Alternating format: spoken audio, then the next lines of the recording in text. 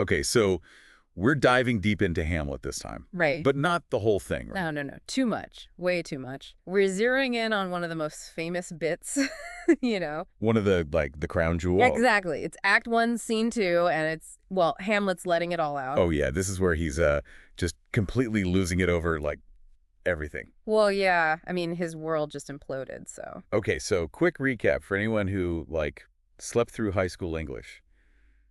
Hamlet's dad, the king, Well, dead, right. Very recently. and his mom didn't waste any time, married Uncle Claudius. Yeah. You can imagine that's not sitting well with Hamlet. Not at all. So this soliloquy, it's like the first time we really get inside his head. Yeah, it's raw. It's powerful. It's like Shakespeare's giving us direct access to his pain and confusion. Right, and it starts with this banger, that this too solid flesh would melt. Like, damn, dude, go big or go home. Right off the bat, he's contemplating suicide. It's heavy stuff. But then he hits us with that the everlasting had not fixed his canon against self-slaughter. So he's thinking about it, but there's this, like, religious block. Exactly. He wants out, but he's also aware of the consequences, both in this world and, maybe the next. Okay, so already there's this tension, like despair versus obligation. And then it's like he shifts gears, right? Yeah. Paints us this picture of the world.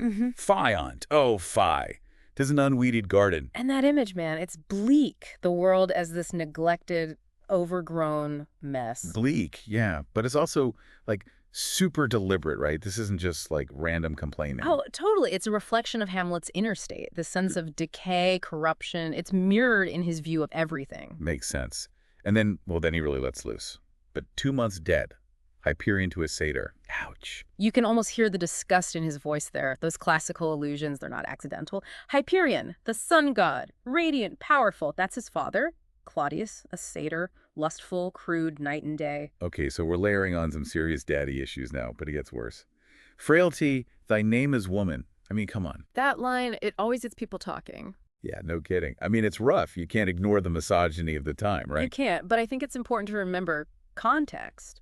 Hamlet's not speaking in a vacuum. He's heartbroken, betrayed. Right, his mom was all over his dad, as if increase of appetite had grown by what it fed on. Now she's, like, immediately with Claudius. And that's fueling this rage, this sense of disillusionment, which he then takes out on all women. Yeah, it's problematic. Totally. But it's also, like, peak Hamlet. Oh, absolutely. And then there's that Niobe line. Like, Niobe, all tears. Wait, wasn't Niobe, like, the ultimate weeping woman? Exactly. She cried endlessly for her dead children. So he's comparing his mom to Niobe. But isn't that ironic? Oh, it's dripping with irony. He's saying his mother's tears are fake, right? She's moved on way too quickly. No genuine grief. Damn. Yeah. That's harsh. And then back to the animal imagery. Oh, God. A beast that wants discourse of reason would have mourned longer. He's dehumanizing them, right? Yeah, he's comparing them to beasts driven by base instincts, not reason or morality. It's a way to distance himself from them and to justify his anger. Maybe. It's complex. And then, boom, within a month, dexterity to incestuous sheets. He doesn't hold back. That word incestuous, that's huge. Remember, this is Elizabethan England, this marriage. It's scandalous, morally wrong. Yeah, he's not just grossed out, he's morally outraged. And then he ends with, it is not, nor it cannot come to good, but break my heart, for I must hold my tongue. Manchules, right? He knows something's rotten, but he can't say anything. That's heavy. It's foreshadowing. This soliloquy, it's not just a rant, it's the beginning of the tragedy. It sets everything in motion. Okay, so we've got a grieving son, a scandalous marriage, a sense of impending doom. Hamlet's world is falling apart. And what's amazing is that Shakespeare gives us this front row seat to his breakdown. Right, it's like we're right there in his head, experiencing his pain. Exactly. And that's what makes him such a compelling character. Even centuries later, we can relate to his struggles. So the next time you're reading Hamlet, pay attention to these soliloquies. They're more than just words. They're windows into Hamlet's soul. And maybe, just maybe, they'll make you think about your own messy, complicated life too. Word.